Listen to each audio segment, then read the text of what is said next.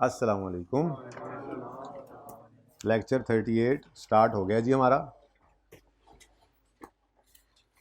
कल हमने बात शुरू की थी बोरिंग कॉस्ट पर, लेकिन उससे पहले मैंने कुछ सवाल भी होमवर्क में दिए थे, पहले वो डिस्कस कर लेते हैं क्विकली।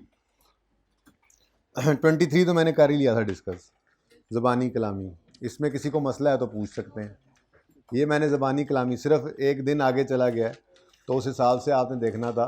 इंटरेस्ट पेबल भी बैलेंस शीट में नज़र आने लग जाता है, और लोन की भी एक किस्त पे हुई होती है, दूसरी नहीं हुई होती। ज़रा ध्यान करना पड़ता है डेट का, ठीक है।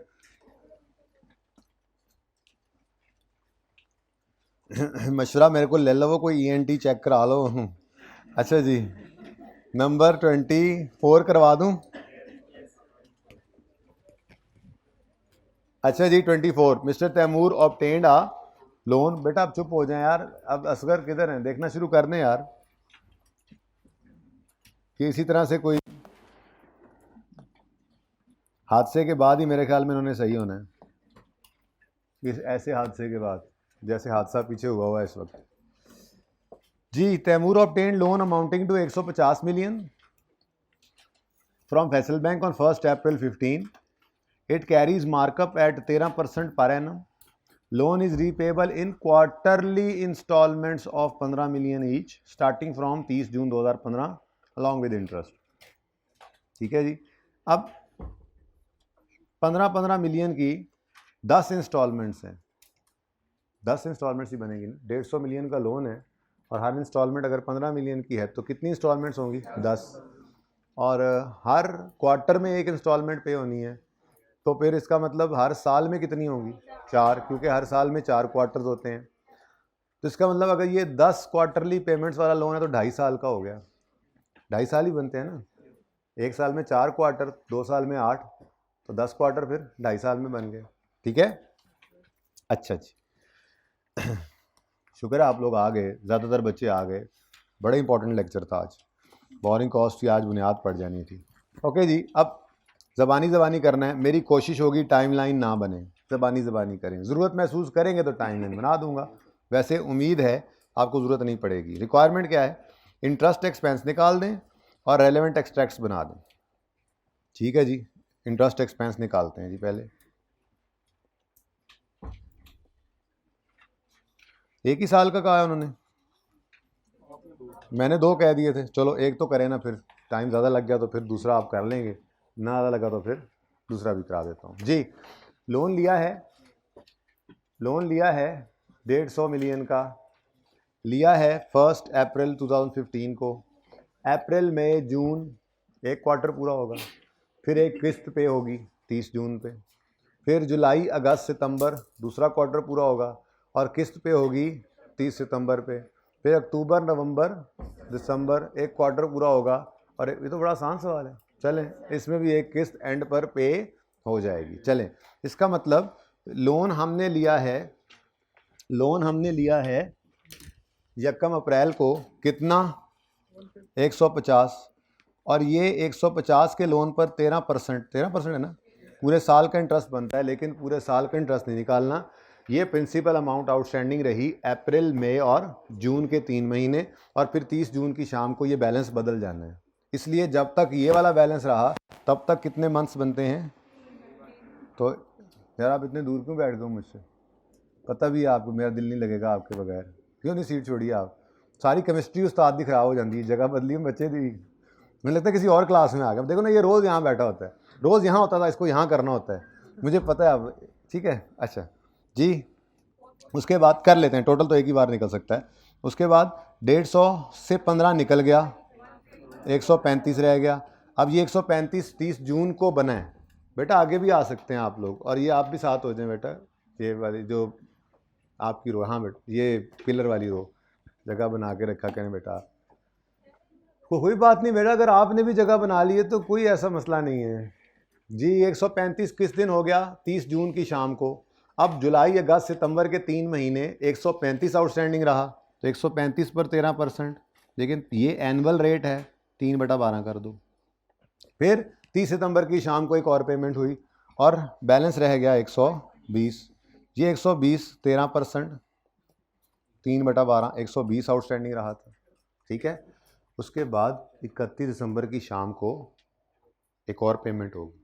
ये एक पहली पेमेंट हुई 30 जून पे, दूसरी हुई 30 सितंबर पे, और तीसरी पेमेंट भी हो जानी है 31 दिसंबर पर। इसलिए लोन हमारा 120 नहीं बचा हुआ, लोन हमारा 105 का बचेगा। मैंने कहा बैलेंस शीट के हिसाब से बता दूं, ठीक है। तो यहाँ से आपका इंटरेस्ट एक्सपेंस निकल आएगा 2000 फॉर द ईयर एंडेड 31 दिसंबर 2015। जी कितना निकल रहा है टोटली बता दो मुझे।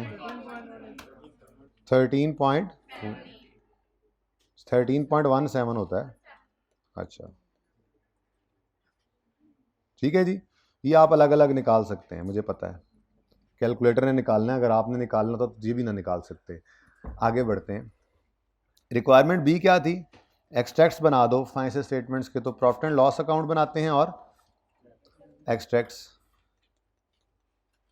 फिलहाल मैं गुजारा चला रहा हूँ सिर्फ 2015 से।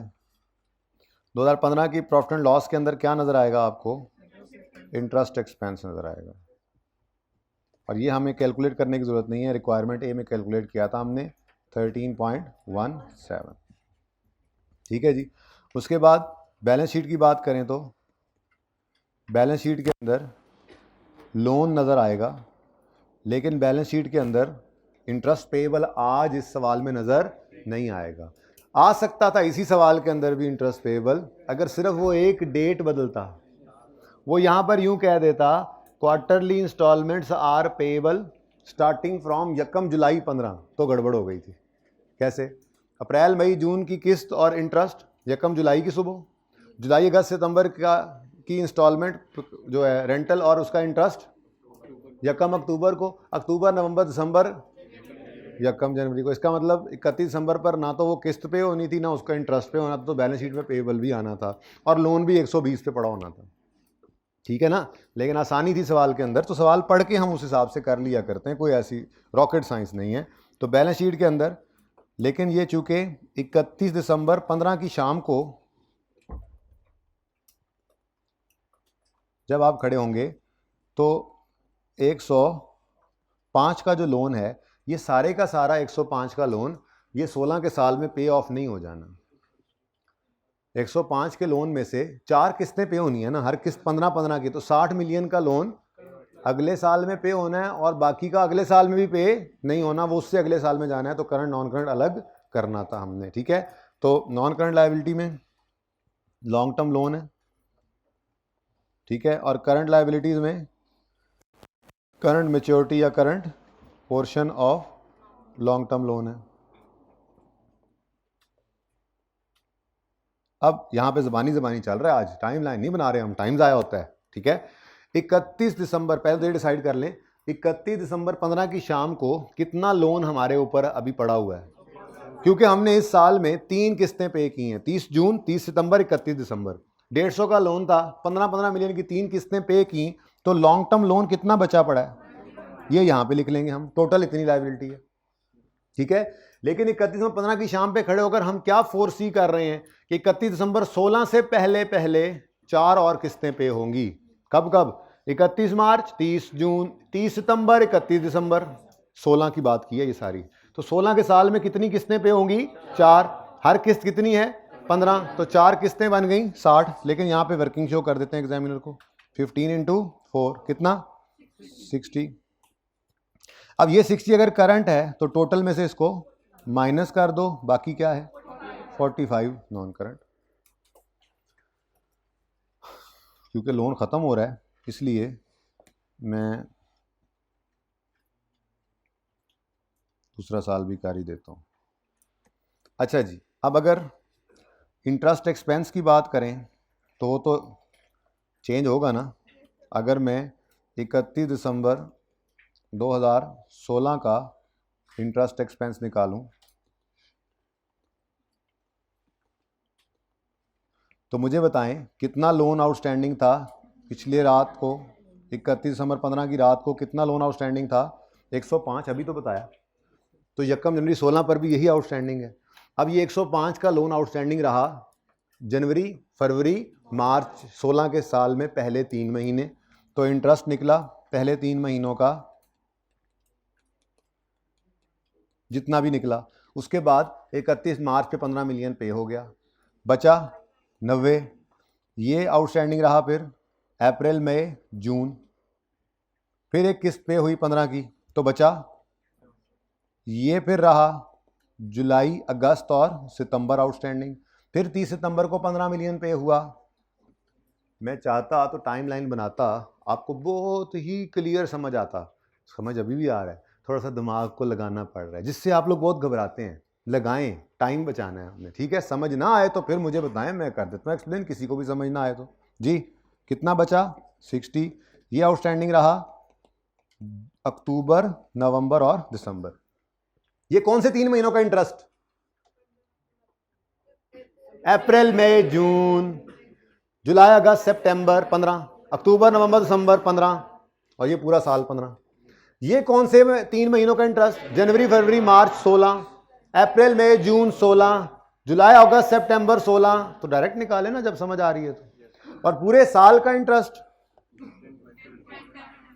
ये 10.735 है। अच्छा अच्छा अच्छा अच्छा। अब 16 का साल देखें, IS1 ये कहता है पहले 16 के साथ कंपैरेटिव 15 बाद में हो, तो सही प्रेजेंटेशन तो यही है। तो कोशिश किया करें, इसी को फॉलो करें। अब खुदा ना खास्ता कभी दूसरा कर दें तो मेरा नहीं ख्याल कि फेल ही कर देगा आपको, लेकिन बहरहाल जो चीज़ सही है वो बता तो होनी चाहिए। तो ऐसे ही करना, जब सिखाया भी ऐसे ही जाता है। तो रिक्वायरमेंट तो नहीं थी, खैर मैंने बना दी थी। तो रिक्वायरमेंट ए में ही हमारे पास इंटरेस्ट एक्सपेंस निकला। सर नेगेटिव साइन लगा लें भाई, एक्सपेंस लिखा तो हुआ है, काफ़ी होता है वैसे, लेकिन चलें, अब आप भी तो आप हैं। डन जी। उसके बाद अब सबसे पहले 31 दिसंबर 16 पे ला के खुद को खड़ा करो। जो 105 का लोन था पिछले साल के एंड पे, इस साल उसमें से 60 पे हो गया, कितना बचा? वैसे भी पिछले साल के अंदर ही हमें ये पता लग गया था कि 45 तो अगले साल में भी लोन ही होना है। अगर ये 45 अगले साल में लोन ना होता तो क्या इधर आता? नॉन करंट का मतलब ही क्या है? जो अगले 12 महीने 31-15 पे खड़े होकर कह रहे हैं ये अगले 12 महीने में, यानी 16 के साल में इतना पे हो जाना है। देखो पे भी हुआ है, और इतना अगले साल में 16 में भी पे नहीं होना, तो इसका मतलब अगले साल में ये लायबिलिटी है। तो जब क्लोजिंग डेट पर आए मेरे पास स्टिल 45 का लोन था। अब करंट पोर्शन की अगर बात करें तो इस साल में भी 4 किस्तें पे होंगी, 4 बची नहीं, 4 बची नहीं। अब ये ध्यान भी रखना है, ठीक है। टोटल कितनी किस्तें थी? 10। कितनी किस्तें थी? 10। 3 किस्तें पे हुई 15 में, 4 किस्तें पे हो गई 16 में, 7 हो गई, तो बाकी कितनी? तो ये 3 किस्तें पे होंगी, 45 आएगा, और 45 में से 45 जाएगा तो कख नहीं बचना, ठीक है। कख समझते हैं? ओके। पश्तो में क्या कहते हैं? कख, सम ना बचा,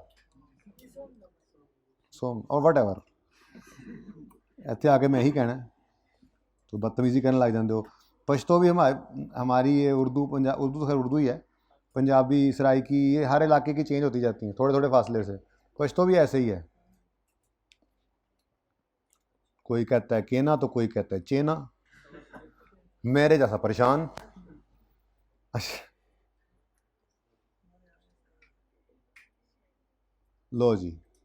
लो जी 5 दा सिरा गया जे उड।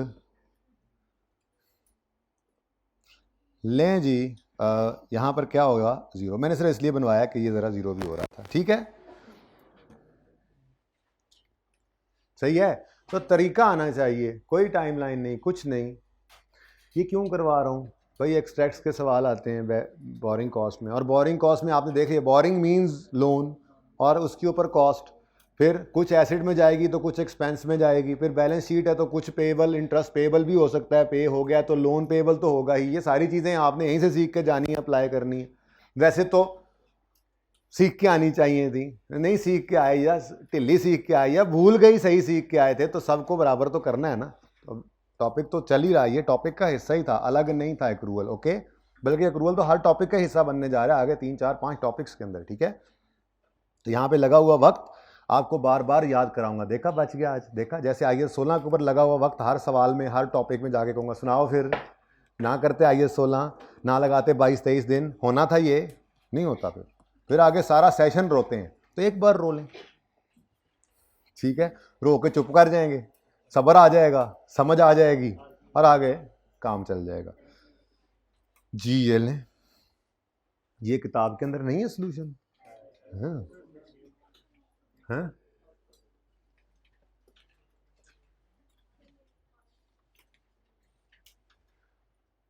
भाई कोई इनकी दोनों की गारंटी देता है? पठानों आप ही बता दो यार, पठान ही दे दे पठान की गारंटी। किसकी तुम देते हो गारंटी असगर? किसकी दे लोगे, उसकी नहीं दोगे? तुम आ जाओ भाई, तुम्हारी गारंटी मैं दूंगा, तुम आ जाओ। जिसकी कोई गारंटी नहीं देगा, मेरा बच्चा है, मैं उसकी गारंटी ला, आ जाओ, मैं हूँ ना, मैं हूँ, आ जाओ आ जाओ, कम ऑन कॉमन कॉमन। जगह बनाओ इसके लिए, इनको बिठाना अलग है। जिस दिन ये इकट्ठे नजर आए उस दिन मैं पक्का पक्का इन्हें फारिग कर दूंगा। आ जाओ।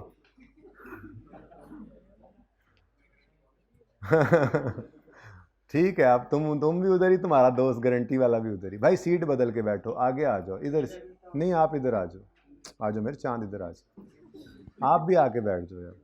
असगर की गारंटी कोई हल्की गारंटी थोड़ा ही है, आ जाओ।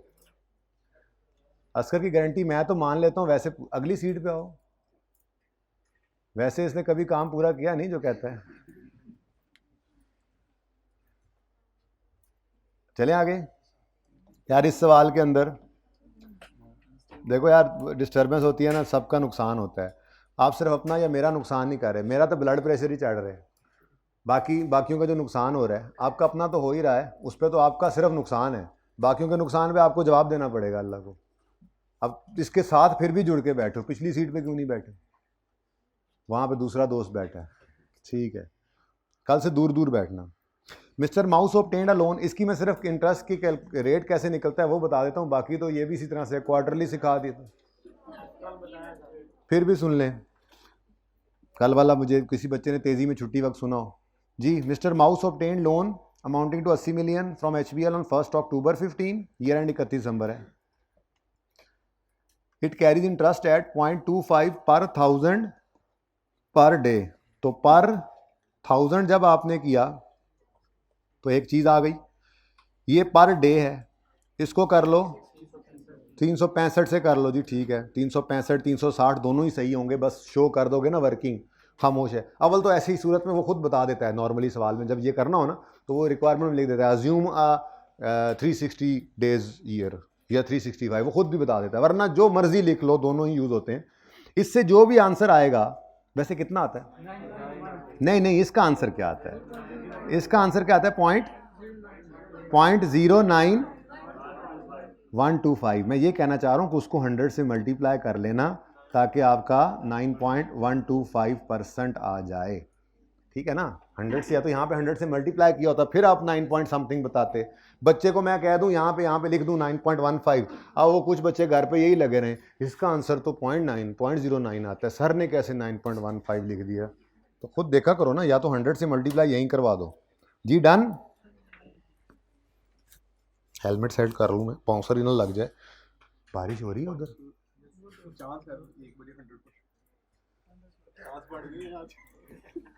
कितना चांसेस? वो 80%, 90%? 1 बजे से लेकर 6 बजे तक लगातार बारिश है। उसके बाद तो यार उनका ग्राउंड बड़ा अच्छा है यार, साफ बड़ी जल्दी हो जाता है, क्योंकि श्रीलंका ने भी अखीरी गंद की है, असी कल्ले नहीं। अच्छा एवें रोले पा के तुसी पहुंच जाओ इंग्लैंड को हार जाओ, मजे। ये हो जाएगा सवाल। अब इसमें क्या करोगे? हर मंथ के बाद इंस्टॉलमेंट्स, तो हर मंथ पे बैलेंस चेंज होना है। 80 मिलियन का लोन था, 10 की इंस्टॉलमेंट पे हुई होगी स्टार्टिंग फ्रॉम 1 नवंबर। ये खतरा हो जाता है। खतरा क्या है कि आपका अक्टूबर के महीने के एंड पे किस्त पे हो तो उसके साथ ही इंटरेस्ट भी पे हो तो टेंशन नहीं है, लेकिन अगर यही यकम अगले महीने की यकम हो जाए तो फिर देखना पड़ता है आखिरी 6 महीने हैं या आखिरी पूरा साल है तो सारा इंटरेस्ट अगले साल पे जा रहा होगा तो पेएबल आएगा। अगर सेमी एनुअल है तो आखिरी वाले 6 महीने का इंटरेस्ट आपके साल में नहीं पे हो रहा होगा, अगले साल के पहले दिन जा रहा होगा तो वो पेएबल। अगर क्वार्टरली है तो आखिरी क्वार्टर का इंटरेस्ट जो है वो आपके इस साल के अंदर पे नहीं हो रहा होगा, अगले साल के पहले दिन पे हो रहा होगा तो पेएबल आएगा। मंथली भी है तो आखिरी महीने का इंटरेस्ट इस महीने के इस साल के एंड में पे नहीं होगा तो अगले साल के पहले दिन जाएगा तो वो पेएबल बनेगा। तो इसलिए ध्यान रखना पड़ता है ऐसे सवालों में। खैर, आपने 80 का लोन लिया, 80 आउटस्टैंडिंग रहा अक्टूबर में, ये रेट लगाओगे। ये रेट हमने एनुअल कर लिया है, पर डे नहीं किया। इंटू 30 करते तो पर मंथ आ जाता, वही यूज करते, लेकिन हर बार नई चीज नहीं किया करते हम। तरतीब है अपनी, इंटरेस्ट बाय डिफॉल्ट एनुअल होता है, हमें आदत है इंटरेस्ट रेट लगा के मंथ्स गिन के कैलकुलेट करने की इंटरेस्ट, तो हमने इसी को ही एनुअल कर लिया इंटू 365 करके। ये एनुअल है, पर एनम है, तो इंटरेस्ट रेट पर एनम लगा तो पूरे साल का इंटरेस्ट आएगा, तो 1/12 करोगे। फिर 80 से 70 करोगे, नवंबर के महीने के लिए 70, फिर दिसंबर के महीने के लिए भी एक कम करके 60 पे एक महीने का इंटरेस्ट निकालोगे। इंटरेस्ट पेएबल आखिरी दिसंबर वाले महीने का भी बैलेंस शीट में आएगा, आपकी सोल्यूशन में होगा, ठीक है। और लोन जो है 80 मिलियन में से 10 नहीं, 2 किस्तें पे हुई, 2 पे हुई तो 20 निकल के रह गए 60, ठीक है। वो ये तो सारी करंट लायबिलिटी है, यानी नॉन करंट है ही नहीं, सारा अगले 1 साल में। चलें जी, हो जाएगा। कोई क्वेश्चन को मसला है तो बता दें, मैं ये सवाल भी करवा देता हूं।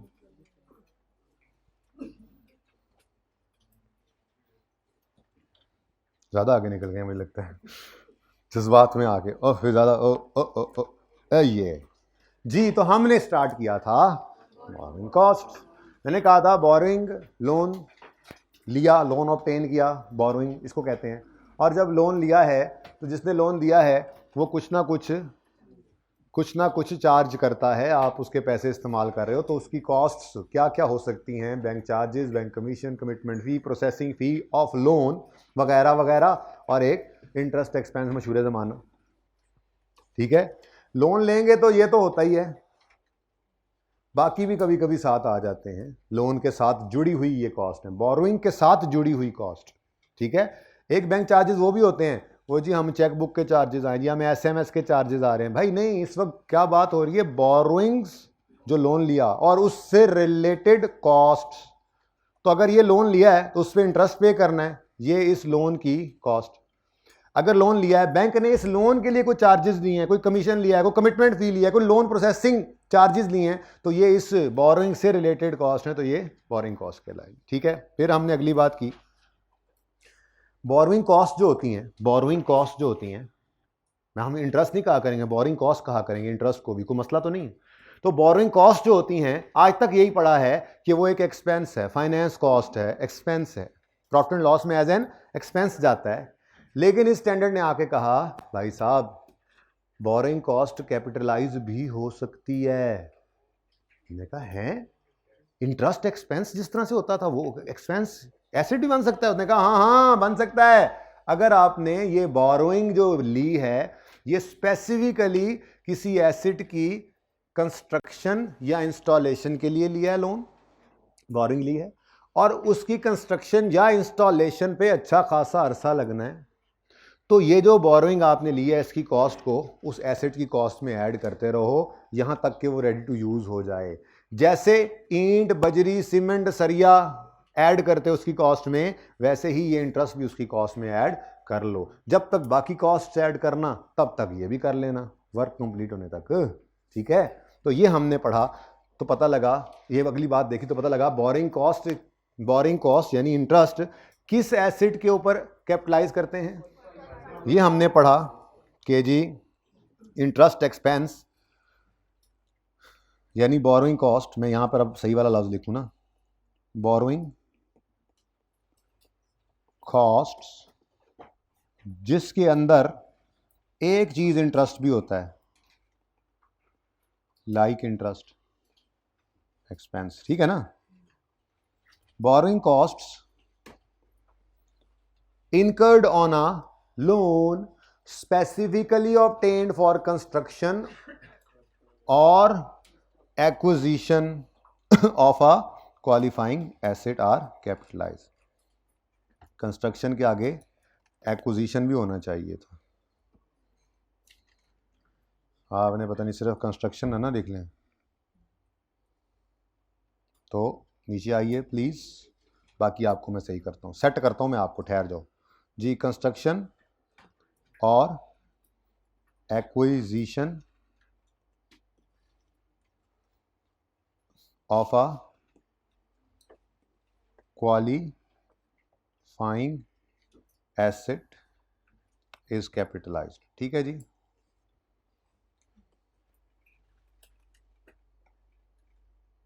बोरिंग कॉस्ट जो किसी ऐसे लोन के ऊपर इनकर की हैं आपने, जो स्पेसिफिकली आपने, जनरल लोन भी यूज़ करेंगे वो इंशाल्लाह कल तो नहीं, या शायद कल पढ़ ही लें, ठीक है। बहरहाल जनरल लोन जो पहले से लिए हुए लोन हैं, पहले से पड़े थे, अवेलेबल थे, यूज़ कर लिए प्रोजेक्ट में, ऐसा भी हो सकता है। लेकिन फ़िलहाल हम आज का दिन क्या पढ़ रहे हैं और कल भी ज़्यादातर टाइम क्या पढ़ेंगे, हमने ऐसा लोन लिया है, वो भी आएगा, इसे जहन में आता है। घर से भी ओनर पैसे ले आएंगे, अभी तो इक्विटी भी आ जाएगी, ठीक है। और भी तरीके होते हैं, आप कंस्ट्रक्शन, ये सोसाइटियों वाले पहले एडवांस पैसे ले लेते हैं, तो कई तरीके होंगे फाइनेंस रेज करने के। लेकिन फ़िलहाल हम सादा बात जो कर रहे हैं, बेसिक बात से शुरू कर रहे हैं, वो क्या है, आपने कंस्ट्रक्शन या acquisition of a qualifying asset के लिए लोन लिया स्पेसिफिकली। तो इस वक्त हम पढ़ क्या रहे हैं, स्पेसिफिक लोन, ठीक है। तो स्पेसिफिक लोन की बोरोइंग कॉस्ट जो होती हैं वो कैपिटलाइज होती हैं, ठीक है। अब अगली मुसीबत पड़ गई, चलो बोरिंग कॉस्ट तो हमें पता लग गया, इंटरेस्ट वगैरह, ठीक है। स्पेसिफिक का लफ्ज़, ठीक है जी, उसी के लिए है। क्वालिफाइंग एसिड क्या मुसीबत है।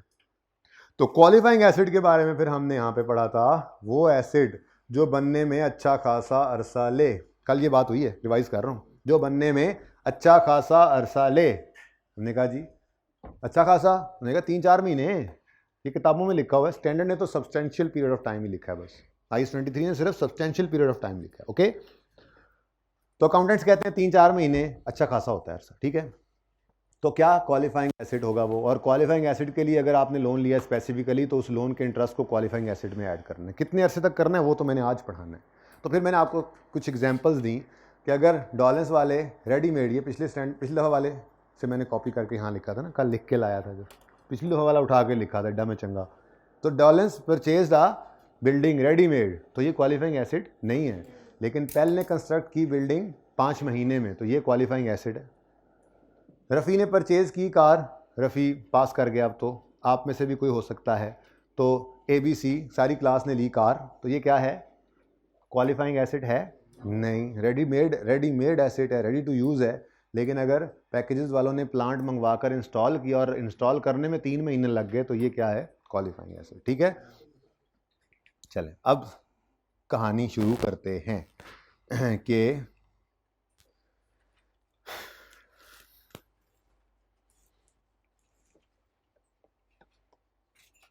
पढ़ें ज़रा क्वेश्चन नंबर 2 पेज नंबर 55, फिर मसला समझाता हूं, पहले पढ़ें तो सही।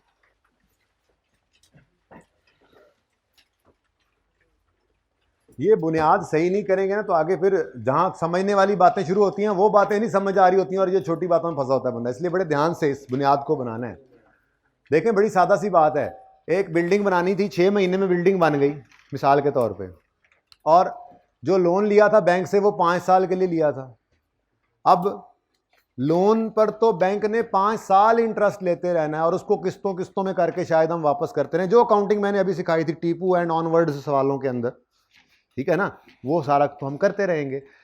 लेकिन अगर वो लोन जो हमने लिया है उसको बिल्डिंग की कंस्ट्रक्शन में इस्तेमाल किया, जो 6 महीने चलती रही है, तो तकरीबन 6 महीने, तकरीबन नहीं, मैं रूल बताता हूं, लेकिन तकरीबन 5-6 महीने, जो जब तक रेडी टू यूज ना हो जाए बिल्डिंग, तब तक की इंटरेस्ट कॉस्ट को हमने बिल्डिंग की कॉस्ट में ऐड करना है। उसके बाद बिल्डिंग की कॉस्ट में ऐड करना रोक देना है, लेकिन लोन तो अपने हिसाब से चलता रहेगा। उसका हर साल इंटरेस्ट भी बैंक को पे होगा, उसकी किस्तें भी होंगी, लोन अपनी जगह कायम दायम रहता है। ये ना समझ लेना कि इधर से एसेट खत्म तो उधर से लोन भी खत्म। कैसे खत्म, लोन की अपनी टर्म्स एंड कंडीशंस होती हैं। लिया तो था बिल्डिंग की कंस्ट्रक्शन के लिए, अब बिल्डिंग बिजनेस में, पता है ना साइकी क्या होती है बिजनेसमैन की, कि यार लोन लो, बिल्डिंग बनाओ, काम शुरू कर दो, कमाई जाएंगे, लोन बैंक को वापस किए जाएंगे। इंटरेस्ट भी पे करते हैं और लोन भी वापस कर लेते हैं। तो ये तो नहीं होता कि इधर से बिल्डिंग बनी उधर से लोन, इतने पैसे पड़े होते हैं तो अपने पैसों से ही बना लेते, पागल थे इंटरेस्ट के ऊपर लोन लेकर जो वो बिल्डिंग बनाई है। ठीक है ना, तो ये जरा जहन के अंदर रखना है कि लोन नॉर्मली आता है वो अपने टर्म्स एंड कंडीशंस के हिसाब से आता है, और बिल्डिंग अलग से, एसिड अलग से कंस्ट्रक्ट हो रहा है। बस जितने अरसे एसिड की कंस्ट्रक्शन जारी रहे, मैं रूल बता देता हूं ब्रैकेट, उस अरसे के इंटरेस्ट को एसिड में ऐड कर दो, उसके अलावा वाला जो पहले से करते आए, जो टीपू वाले सवालों में भी किया, एक्रूअल जिस तरह से कर रहे थे, एक्सपेंस करते जाओ बाकी। ठीक है, तो ये सीखना है असल में हमने। तो ये सवाल पढ़ें जरा। Mister A obtained a loan of 10 lakh on यकम जनवरी 12 at the rate of 15% per annum for construction of an building. अच्छा, एन एसिड कहने लगा था, आगे बिल्डिंग आ गई। ओके, ऑन यकम मार्च 12 he started construction work on which date he also made the first payment of construction।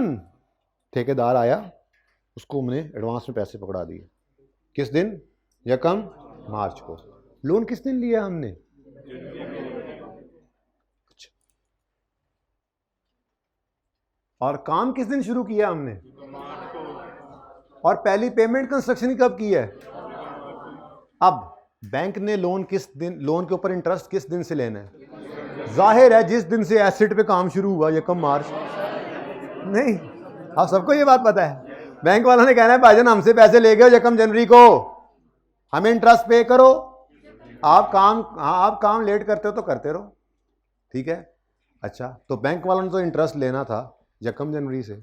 अब अगली कहानी आई, अगर बैंक ने इंटरेस्ट यकम जनवरी से लेना है तो जनवरी, फरवरी, मार्च चल रहा है इंटरेस्ट तो। ठीक है, एसेट की कॉस्ट में भी फिर यकम जनवरी से ऐड करना शुरू कर देते। और भाईजान एसेट बनना ही यकम मार्च को शुरू हो रहा है, क्या पहले वो कई मारेंगे बुनियाद खोदने के लिए तो नीचे से इंटरेस्ट निकल आएगा, पहले से ही पड़ा हुआ है। वही काम शुरू हो रहा है यकम मार्च को, तो कॉस्ट इनकर होना शुरू होनी है यकम मार्च से। इसका मतलब कोई ना कोई स्टार्टिंग पॉइंट भी होगा, स्टैंडर्ड ने गाइड किया हुआ है। आप खुद लॉजिकली सोच के बताओ, आपने ये लोन जो लिया है, लिया बिल्डिंग के लिए है, इस्तेमाल कब किया बिल्डिंग में? यकम मार्च से। तो इंटरेस्ट को भी इस एसिड की बिल्डिंग कॉस्ट में ऐड करना कब शुरू करो? यकम मार्च को। ठीक है, उसके बाद लोन के बारे में कुछ नहीं बताया कब वापस होना है, मैं बताता हूं, ये 5 साल बाद वापस होना है इकट्ठा ही, कोई किस्त भी नहीं है इसमें। तो 5 साल तक इंटरेस्ट आता रहेगा, बिल्डिंग की कॉस्ट में ऐड होता रहेगा। Construction work was completed on 31 अक्टूबर। तो यकम मार्च को इंटरेस्ट कैपिटलाइज करना शुरू करेंगे, 31 अक्टूबर पे उसे रोक देंगे। जनवरी, फरवरी का और नवंबर, दिसंबर का, ये 4 महीने इस साल के अंदर, और फिर अगले जितने साल तक वो लोन वापस नहीं जाएगा उस साल का इंटरेस्ट भी। ठीक है, लेकिन फिलहाल इस साल की बात करें, फॉर द ईयर जो भी है 12, इस साल के अंदर जनवरी, फरवरी का इंटरेस्ट और नवंबर, दिसंबर का इंटरेस्ट, ये 2 ब्रैकेट्स जो हैं स्टार्ट और एंड वाली, ये एसेट की कॉस्ट में ऐड नहीं हो सकते। ये कहां जाएंगी फिर? नहीं, बैंक तो कहेगा खैर है कोई बात नहीं, बैंक को पे तो करना है हमने, क्रेडिट की लड़ाई नहीं है। मिसाल के तौर पे पेमेंट कर दी इंटरेस्ट पूरे साल की, तो कैश तो क्रेडिट हुआ है, लेट्स से 12 रुपए इंटरेस्ट है। लड़ाई पता है क्या हो रही है? कैश तो इंटरेस्ट का जो था 12 रुपए वो पे कर दिया, हर महीने का अगर 1 रुपया इंटरेस्ट है, मैं सिंपल कर रहा हूं। ठीक है, आज तक क्या सीखा हुआ है? आज तक ये सीखा हुआ है interest expense debit cash credit, या पेबल होता है अगर पे ना किया हो तो, लड़ाई इसकी है ही नहीं। पे कर दिया है तो 12 कैश से क्रेडिट हो जाएगा, पे नहीं किया तो 12 पेबल हो जाएगा। ये तो लड़ाई नहीं है। लड़ाई कहाँ है? लड़ाई ये है कि डेबिट ये सारा का सारा 12 एक्सपेंस में नहीं है, क्योंकि ये लोन लिया है स्पेसिफिकली इस बिल्डिंग के लिए। ये बिल्डिंग एक क्वालिफाइंग एसेट है, बनने में 8 महीने ले रही है, तो ये एक अच्छा खासा अरसा इसने ली, तो क्वालिफाइंग एसेट है, तो इंटरेस्ट को इस बिल्डिंग की कॉस्ट में ऐड करना है। ठीक है, इसका मतलब, अच्छा, इंटरेस्ट को बिल्डिंग की कॉस्ट में ऐड करना है मतलब कैपिटलाइज करना है। कैपिटलाइज करना है तो मतलब, अच्छा, यानी इसकी एंट्री करनी है बिल्डिंग डेबिट। चलो कैपिटल वर्क इन प्रोग्रेस कह लेना उसको, मैं नहीं कह रहा कि बन गई है, बन रही है जब तक तो कोई नहीं, CWIP, लेकिन मैं फिलहाल सिंपल रख रहा हूं। ठीक है, असल में तो होना चाहिए बिल्डिंग CWIP जब चल रहा होता है काम, लेकिन बिल्डिंग। ठीक है, तो इंटरेस्ट एक्सपेंस भी डेबिट होगा और बिल्डिंग, अच्छा जी CWIP लिख लें, वैसे कोई मसला तो नहीं था, अल्लाह माफ़ करे जी। अब कितने महीने तक कंस्ट्रक्शन चलती रही? 8 महीने का इंटरेस्ट बिल्डिंग की कॉस्ट में ऐड करो, 4 महीने का, मैं लिख नहीं रहा, आपको पता है ये जनवरी फरवरी नवंबर दिसंबर, ये मार्च से लेके अक्टूबर। बैंक ने तो 12 लेना है, बैंक को क्या लगे आपने डेबिट कहाँ किया, आपने बोरिंग कॉस्ट का IAS 12 आप जाके पढ़ेंगे FAR 2 के अंदर, वो इसको मानेंगे नहीं बोरिंग कॉस्ट ऐड करने को, कहेंगे ये क्या बोरिंग कॉस्ट के स्टैंडर्ड क्या होते हैं, हमें नहीं पता स्टैंडर्ड क्या होते हैं। सादा रखो बात को, आपने इंटरेस्ट पे किया, बस आपको डिडक्शन है 12 रुपए की, डेबिट जहाँ मर्जी करो, एसेट में डेबिट भी नहीं करने देंगे, उनके अपने हिसाब से एसेट होगा। यानी अगर हमारी बिल्डिंग 100 रुपए की कॉस्ट हुई थी, 8 रुपए हमने ये ऐड करके 108 बनाई थी ना, तो टैक्स वाले कहेंगे ना जी ना 108 होगी आपकी बिल्डिंग, हमारी तो 100 वाली है। एसेट की कॉस्ट में कभी इंटरेस्ट ऐड हुआ है? वो उनकी अपनी मर्जी। तो कहने का मकसद ये है कि बैंक को भी कोई परवाह नहीं है कि आपने कहाँ क्या ऐड किया, बैंक को परवाह है अपने 12 रुपयों से। तो हमारी लड़ाई ये है अकाउंटिंग की, ये हमारी लड़ाई है, ठीक है, कि हमने एसेट की कॉस्ट में कितना इंटरेस्ट ऐड करना है और एक्सपेंस आउट कितना करना है, ठीक है। अब ये तो ऐसे है, चलते चलते ज़बानी कर लिया। अब इसके थोड़े ऐसे मसाला जात वाले रूल्स शूज़ हैं, थोड़ा है चस नहीं ना आती वैसे। तो स्टैंडर्ड के जो अल्फाज हैं, कुछ मिलते जुलते अल्फाज लिखने की कोशिश करूंगा। हमें दो डेट्स चाहिए, एक ब्रैकेट चाहिए ना, ब्रैकेट का स्टार्टिंग पॉइंट और एंडिंग पॉइंट। वो दो डेट्स कौन सी हैं?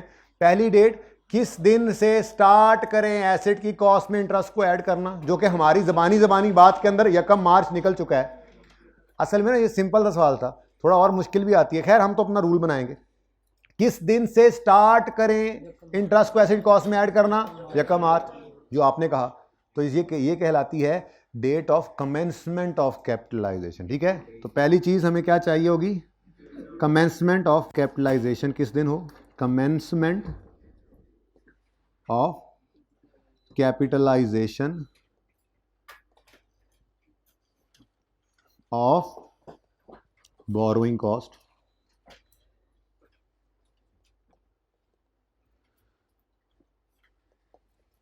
इसकी अंग्रेजी क्या अंग्रेजी तो लिखी है, उर्दू क्या बनेगी?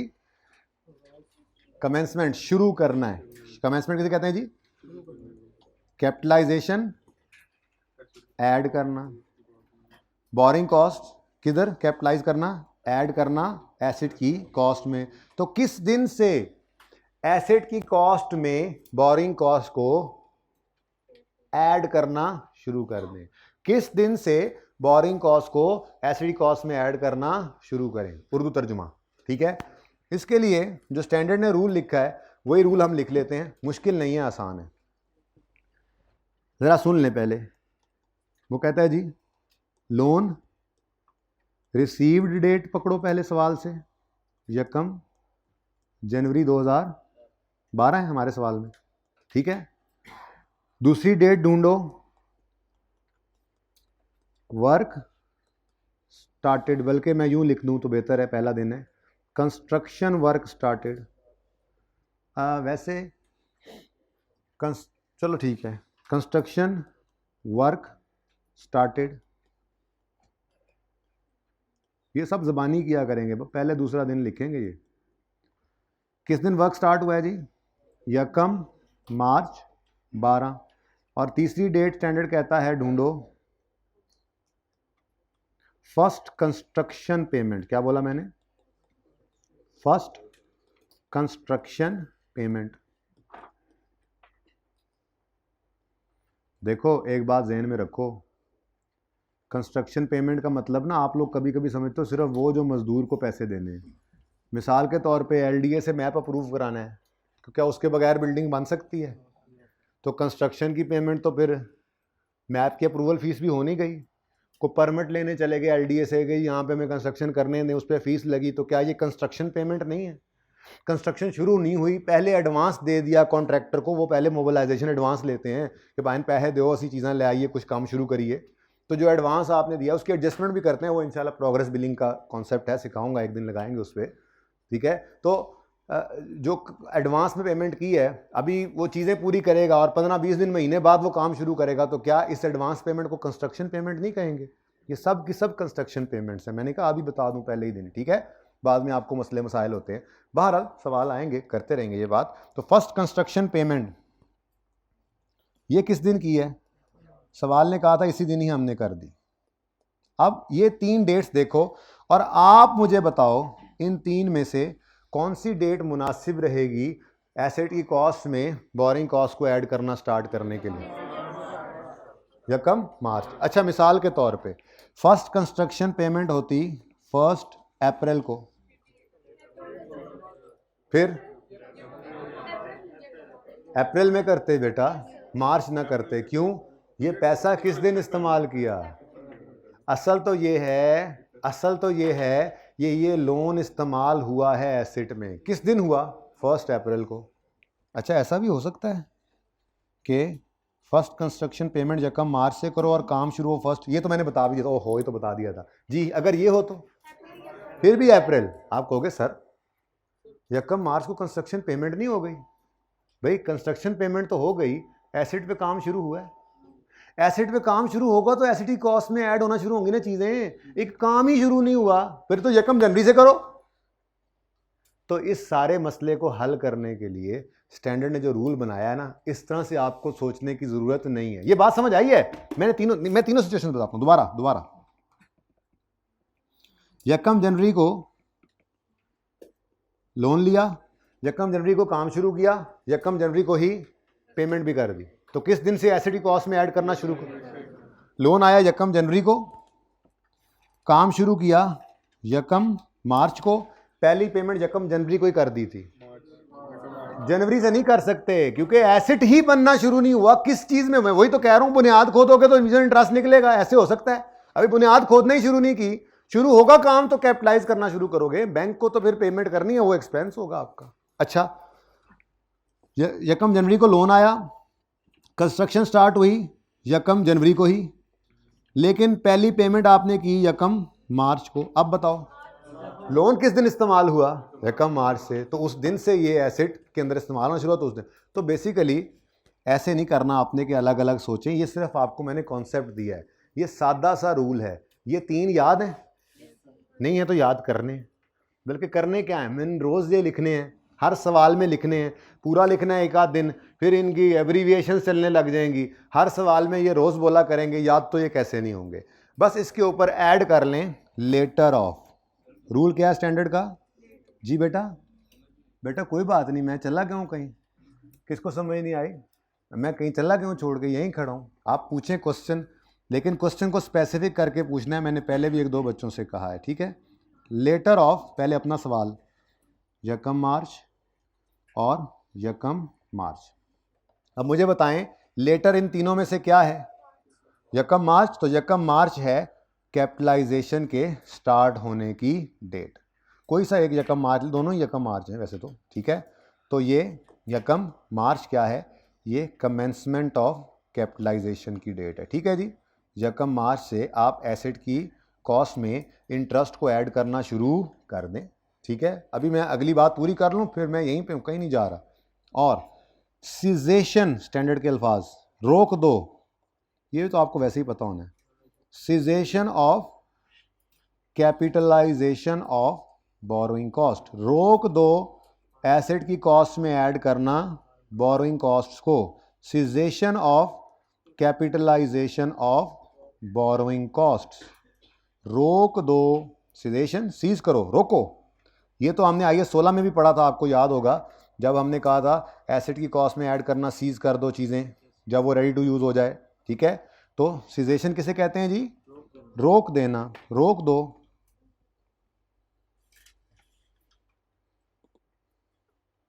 सर तमीज से बोला करें। अच्छा जी, शुरू करें और रोक दें, ठीक है जी? मत जाओ, किधर जा रहे हो? नहीं नहीं नहीं नहीं नहीं, वो बंद करें, पढ़िए ना, पढ़ो इधर आ जाओ। इस वक्त नहीं छोड़ के जाना, जहां से भी आए थे आज तो फिर पूरा पढ़ के जाओगे।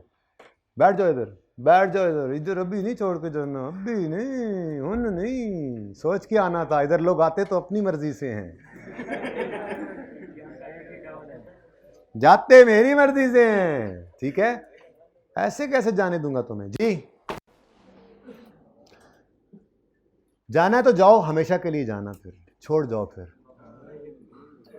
जी। मैं बेटा मैं सारे सवाल जवाब दूंगा, पहले मैं मुझे पहले आप लोग बताओ जिनको पता लग रहा है। हाँ भाई, किस दिन रोक देना चाहिए बोरिंग कॉस्ट? तो यहां पर क्या है जी, वर्क कंप्लीटेड, ठीक है।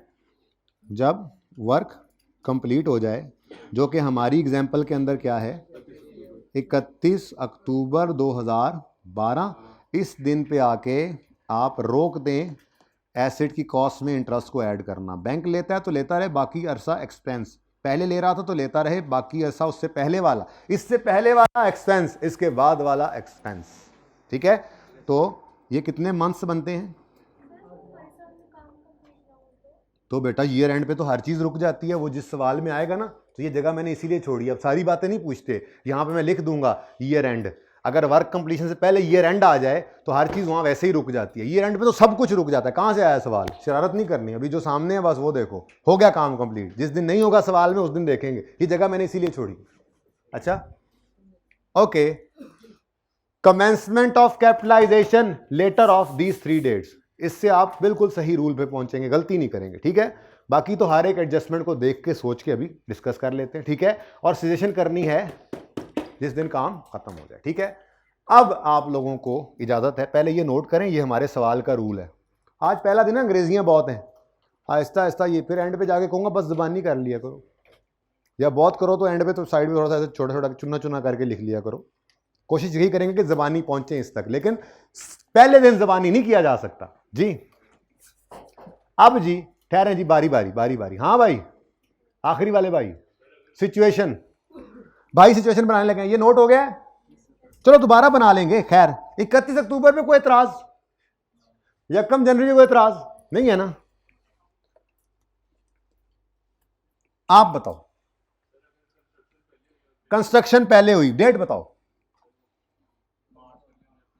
ये 1 मार्च को कंस्ट्रक्शन शुरू हो गई शुरू। लोन का पैसा इधर इस्तेमाल किया है? नहीं किया। किस दिन इस्तेमाल करना शुरू किया है? तो फिर स्टार्टिंग डेट क्या है?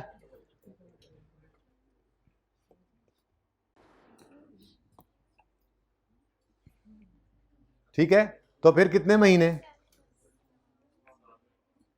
और कुछ सिचुएशन बनाओ जी। बेटा आप बनाओ सिचुएशन। 1 मिनट, कंस्ट्रक्शन वर्क कब स्टार्ट करना है? 1 अप्रैल को काम शुरू हुआ, 13 को, और 1 मार्च पे आपने पहली पेमेंट कर दी, कॉन्ट्रैक्टर को बुला के एडवांस, ये पैसे आपने दे दिए। तो आप कह रहे हैं 1 मार्च से 1 अप्रैल का इंतजार क्यों करें? मार्च के महीने का इंटरेस्ट भी एसिडी कॉस्ट में ऐड कर दें। आप ये 1 महीने का इंटरेस्ट लेकर जब साइट पे पहुंचे तो बिल्डिंग तो थी ही नहीं, किस में ऐड करेंगे? काम शुरू होगा, पहली ईंट रखनी है तो कॉस्ट बननी, कंस्ट्रक्शन शुरू होगी तो कॉस्ट ऐड होना शुरू होगी।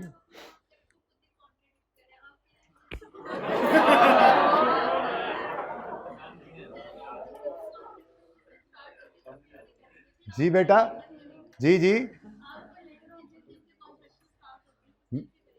जिस दिन से कंस्ट्रक्शन स्टार्ट होगी उस दिन से करेंगे, 1 अप्रैल से करेंगे। उसमें यह था कि पेमेंट लोन में से 1 मई को किया, आगे वधी जाने हो। लोन आ गया 1 जनवरी को, आपने काम शुरू किया 1 अप्रैल को, लेकिन लोन इस्तेमाल हुआ 1 मई को। इस कंस्ट्रक्शन के अंदर पहले अपने पैसे पड़े होंगे ना कुछ, वो इस्तेमाल किए। इसको एंड पे करते हैं, मतलब तरतीब बताऊंगा, वो तो बात की बात है कि अपने पड़े हुए पैसे सबसे पहले वो इस्तेमाल करते हैं, फिर स्पेसिफिक लोन, फिर जनरल लोन, वो अभी तो बातें बहुत रहती हैं, ठीक है। वैसे मैं बाय द वे पहला दिन मैं सिर्फ रूल लिखवाता हूँ, लेकिन चलें आज आ जाएं मैदान में, मैं इधर ही हूँ जी। बेटा ये रूल आपको बचा लेगा, ये लिखना आपको बचा लेगा, बाकी मैं इधर ही हूँ। पूछें और कुछ सिचुएशन बनाएं जी, आप फरमाएं। नहीं मेरी एक बात नहीं, तो वो सवाल बताएगा बेटा जी। अगर सवाल ये लिख दे मिसाल के तौर पे कि कॉन्ट्रैक्टर को हमने पैसे पे कर दिए, ठीक है, लेकिन लोन उसके बाद आए, तो वो पता होगा ना, सवाल अपने हिसाब से बदलेगा। मैं तो ये कह रहा हूं सवाल में यही बातें लिखी हों तो ये रूल है।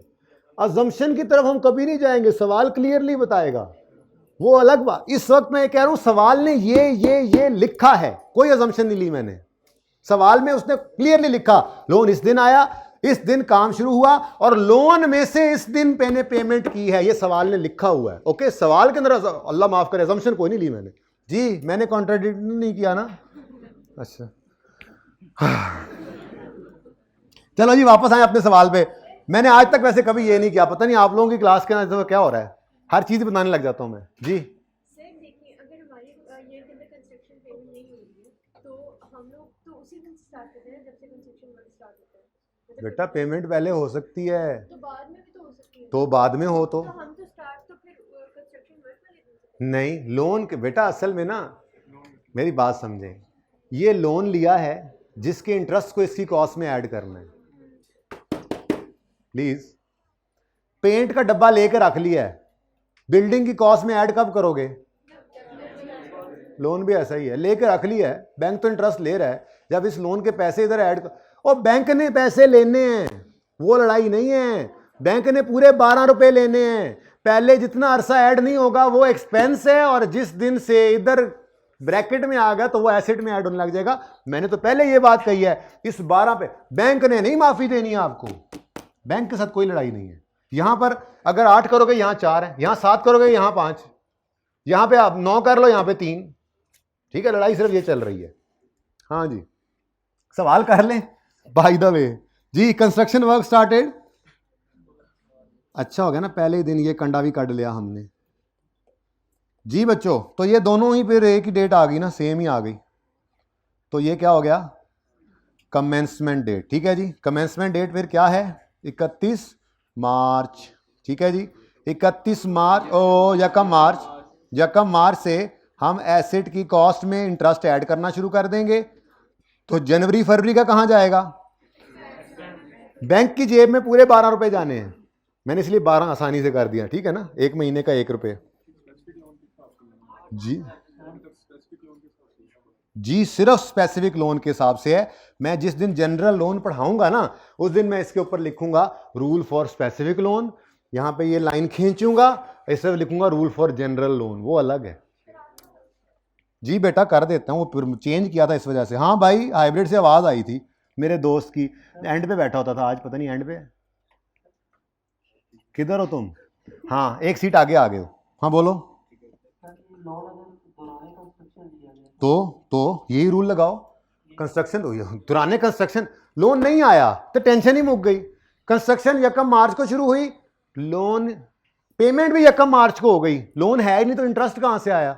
आगे जा, अब ये वो अपने पैसे इस्तेमाल हो रहे हैं जो हमारे दराज में पड़े थे, अपने जेब वाले पैसे इस्तेमाल किए, मुक गए, बैंक चले गए, लोन लिया 1 जुलाई को, तो लोन ही 1 जुलाई को आया, तो उससे पहले का इंटरेस्ट कहां से? हवा से आना है। बैंक ने कोई अगले साल, उधर मुंह क्यों कर रहे हो, साथ में मेरे से बात करो ना, उसके साथ क्यों बात कर रहे हो? समझ आ गई है? ओके डन जी। बेटा आप जितनी मर्जी घर जाओ ना, घर आज 1 घंटा सिर्फ यही सोचना, डिफरेंट सिचुएशंस बनाना, आपको सिर्फ ये लफ्ज लेटर ऑफ और ये 3 डेट्स आपको हमेशा बचा लेगा, ठीक है। इसलिए मैं बच्चों को समझाया नहीं करता पहले दिन, आपको समझा गया, लेकिन चलें अच्छा हो गया, समझ आ गई, दिमागी सुकून मिल गया, लॉजिक के दीवानों को मिल गया सुकून, अभी इसको अभी पूरी तरह नहीं मिला। खैर, जिनको सुकून मिल गया, जिनको नहीं मिला, ये रूल है, इसको लगाते हैं और चेक करते हैं। सिर्फ सिचुएशंस तो डिफरेंट, हमने कितने सवाल करने हैं, हर सवाल में ये लगाएंगे, ये करेक्ट बैठेगी। सोचना घर जाके उसको तसल्ली से कि ये सही है या नहीं सही, ठीक है। आप बोलो सवाल पूछो। आपकी बात ये समझ आ गई है कि लेटर ऑफ नहीं करना है, ये सब ठीक है, पर हाँ आप स्पेसिफिक लोन की बात कर रहे हैं, हमने लिया ही बिल्डिंग के लिए है। हाँ तो फिर हमें बात में हमारे पास, हमने उसको कहा काम करना स्टार्ट करो, हमने इसको नहीं पैसे दिए, हाँ तो हमने 1 महीने पहले उससे स्टार्ट करें, तो तो- हम पेमेंट उसको 1 महीने बाद करें तो बेटा बिल्डिंग की कॉस्ट, बेटा तो बैंक को तो पैसे देंगे, लेकिन बिल्डिंग की कॉस्ट में तो तब ऐड करेंगे ना जब बिल्डिंग की कॉस्ट में इसको इस्तेमाल करेंगे। ये लोन को एक टूल की तरह से समझो, ये लोन एक ऐसी चीज है, मिसाल के तौर पे इस पे इंटरेस्ट नहीं पे होता, इस पे पेट्रोल पे होता है, तो ये चलाओगे इधर आकर तो पेट्रोल लगेगा ना, इसको यूज ही नहीं करोगे तो। बहरहाल आज ये रूल याद करो, बहुत हो गई जी। हाँ पानी च मधानी पाई है, पानी च मधानी समझ दो, पानी में मधानी डालें तो कुछ नहीं निकलता, मधानी जो है ना वो दही में हो तो फिर मक्खन निकलता है। अच्छा जी, तो पानी च मधानी काट लो, आगे चलिए। सवाल हो गया क्योंकि इसकी रिक्वायरमेंट क्या है, टोटल बोरिंग कॉस्ट कितनी है, बैंक ने कितने लेने हैं, 1 मिलियन, पूरा क्यों लिखूं, कैलकुलेटर पूरा लिख लेना आप, इनटू सारा तो शोर मचा मचा के टाइम गुजर गया।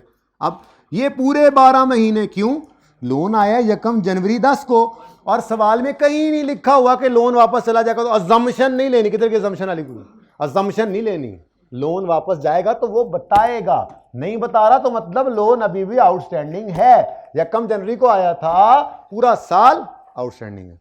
जो बच्चे क्लास के स्टार्ट में मुझे कहते हैं ऊंचा बोले, क्यों कहते हैं, उन्हें पता होना चाहिए कि गाड़ी ठंडी होती है, गर्म होते होते टाइम लगता है। अब तो माइक शाइक उतार दो, कोई मसला नहीं है। हाँ, हाइब्रिड वालों का मसला है थोड़ा सा जी। 12/12 लिख देता हूं, जरूरत नहीं थी। एनुअल इंटरेस्ट रेट था, साल का इंटरेस्ट निकल आया, ठीक है, 1.5 लाख, 1.5 लाख, 1.5 लाख, 1.5 लाख, 150,000। अच्छा जी, रुपीज में सवाल का सलूशन यही शुरू हो गया। Next, boring cost to be capitalise, यकम मार्च से 31 अक्टूबर तक कैपिटलाइज। अच्छा, अब ये अलग अलग हो सकता है ना रिक्वायरमेंट, ये तीनों इकट्ठी नहीं आती, कभी ये पूछा होता है, कभी उसने प्रॉफिट एंड लॉस का एक्सट्रैक्ट मांगा हो, तो ये भी दोनों निकालने, तो वो एक हिसाब होता है, लेकिन फिलहाल सीख रहे हैं तीनों चीज़ें। तो 1 मिलियन, इसलिए मैं अलग अलग निकाल रहा हूँ, वरना यूं भी हो सकता था आप इसको करें 8/12, इसको करें तो वो दोनों चीज़ें निकल आएंगी, लेकिन मैं चाह रहा हूँ अलग अलग सारा सीख लें, ठीक है ना, क्योंकि इन तीनों में से कोई एक करना पड़ सकता है आपको अलग से। 1 मिलियन का लोन है, 15% इंटरेस्ट है, और 8 महीनों का 100, 3 सिफरें, और बाकी का, अब देखो यहां से भी निकल सकता था, लेकिन मैं कह रहा हूं नहीं, हर एक को अलग अलग जरा, ठीक है, इंटू 4/12 ही। ये कौन कौन से मंथ्स का है, जनवरी से दिसंबर। ये कौन कौन से मंथ्स का है, मार्च से, इससे बड़ा शोर मचा है सबका। ये कौन कौन से मंथ्स का है, ये 4 मंथ्स। अगर मैं कहूं इसकी एंट्री फरमा दें, इसकी एंट्री फरमा दें, तो इसकी एंट्री बनेगी इंटरेस्ट एक्सपेंस डेबिट 50,000 से, ठीक है, उसके बाद बिल्डिंग खरीदी है, बना रहे हैं, बिल्डिंग डेबिट कर दो सीधे 100, और कैश क्रेडिट 150, बैंक 150 ही लेके जाएगा। लड़ाई सिर्फ ये थी कि इसमें कितना ऐड करें, तो जो इसमें गलती से कम हो गया 1 महीना, तो एक्सपेंस बन जाएगा, कोई मसला नहीं, लड़ाई ना पाओ जी। ये ना कहा करें, मैंने ये कहा था, मैंने कुछ गलत कर दिया। अच्छा बोलो बोलो। नहीं, मैंने कहा था क्वालिफाइंग एसेट के लिए अगर लोन लें तो इंटरेस्ट को उसकी कॉस्ट में ऐड करते हैं, और क्वालिफाइंग एसेट वो है जो अच्छा खासा अरसा ले बनने के लिए। अच्छे खासे अरसे की बॉटम लाइन बताई थी कि 3-4 महीने हो तो अच्छा खासा अरसा है। एसेट 6-6 साल भी बनते रहते हैं, तो क्या वो क्वालिफाइंग एसेट नहीं रहेंगे, जिस पे एसेट ज़्यादा अरसा हो गया, कम से कम बताया था आपने कहा था। Number 3 is your homework, number 4 is your homework इंशाल्लाह, क्योंकि मैं मेन सवाल करवाने लगा हूं। नंबर 1 मिनट यो मिनट